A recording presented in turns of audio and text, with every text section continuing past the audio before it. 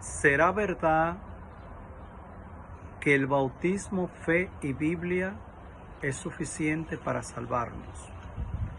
Una simple pregunta bastante interesante, que quizás nosotros necesitamos un poquito más de comprensión entrándonos en la palabra de Dios, en los sagrados textos de la Biblia, para investigar y ver si en verdad esto tiene acierto o no. En primer lugar, creer algo así es llamar a Cristo mentiroso. Aunque parezca una contradicción, esto es lo que estamos haciendo, llamando a Cristo mentiroso. Y llamar a Cristo mentiroso es un pecado grave, donde ofendemos a Dios. Cristo ha instituido los sacramentos y se lo ha confiado a su Santa Iglesia para que nosotros, viviendo una vida sacramental de oración, quitemos ese horror del protestantismo, que solo el bautismo, fe y Biblia es suficiente para salvarnos. Toda esta locura y confusión comenzó en el siglo XVI con la Reforma Protestante, Martín Lutero y Calvino, que ellos llegaron a la conclusión que el hombre, eso es lo que necesita para salvarse. El bautismo, fe, creer en Jesucristo, creer en su palabra y que ya todos estamos salvados, que no hay más nada que hacer, que los demás sacramentos instituidos por Cristo los podemos abolir y rechazar. Esto sería llamar a Cristo mentiroso, porque en primer lugar, nosotros, el Señor nos dice a través de la epístola de Santiago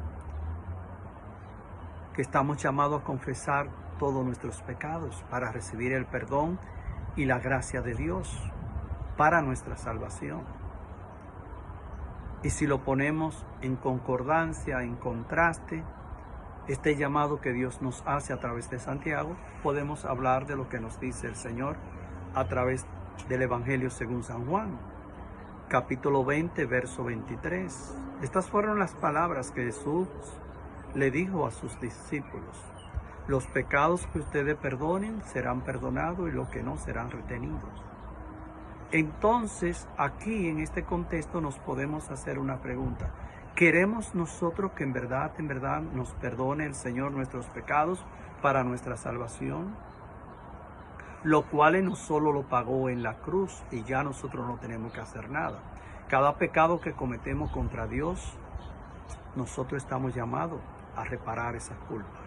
Y es a través del sacerdocio que Cristo en la última cena instituyó, donde instituyó también la Eucaristía, donde Cristo está presente. No es un memorial ni un recordatorio como han querido darnos a entender los protestantes. Y este mensaje lo estamos destacando con mucho respeto y solidaridad para ellos. No estamos entrando en la palabra, en el espíritu de la sabiduría que ha revelado todas estas cosas. ¿Cómo podríamos nosotros cambiar los sacramentos que han sido instituidos por Cristo y que están en la palabra de Dios? ¿Qué hizo Cristo en la última cena? Tomó el pan, lo bendijo, tomó el vino, lo bendijo. Entonces se lo dio a cada uno de sus discípulos. ¿Y qué fue lo que Cristo le encomendó? Que siempre que lo hicieran, lo hagan en memoria de Él. Pues cuando nosotros vamos a la iglesia y vamos a recibir el cuerpo de Cristo, nosotros reconocemos que no es simplemente un recordatorio, un memorial. Cristo está presente ahí. Así como los discípulos de Maús lo reconocieron al partir el pan, que se le abrieron sus entendimientos y reconocieron que era Cristo, que no simplemente era un forastero, y Él se le desapareció, ellos se quedaron anonadados, atónitos. De igual manera nosotros estamos llamados a reconocer a Cristo, que está presente en su palabra. Los sacramentos, finalmente, mis hermanos, todos ellos, el sacramento del bautismo, de la confirmación, la primera comunión, la extrema unción, donde misma extrema unción significa lo que el Señor nos dice a través de la epístola de Santiago: si alguien está enfermo, que llame a los presbíteros, que llame a la iglesia. El sacerdote vendrá, va a ungir al enfermo, orará por él, y si está enfermo, sanará, y también se le perdonarán sus pecados, etcétera, etcétera. Todo está en la palabra de Dios. La iglesia no se ha inventado nada, como lo es el orden sacerdotal, el orden matrimonial. Todos son sacramentos instituidos por Cristo.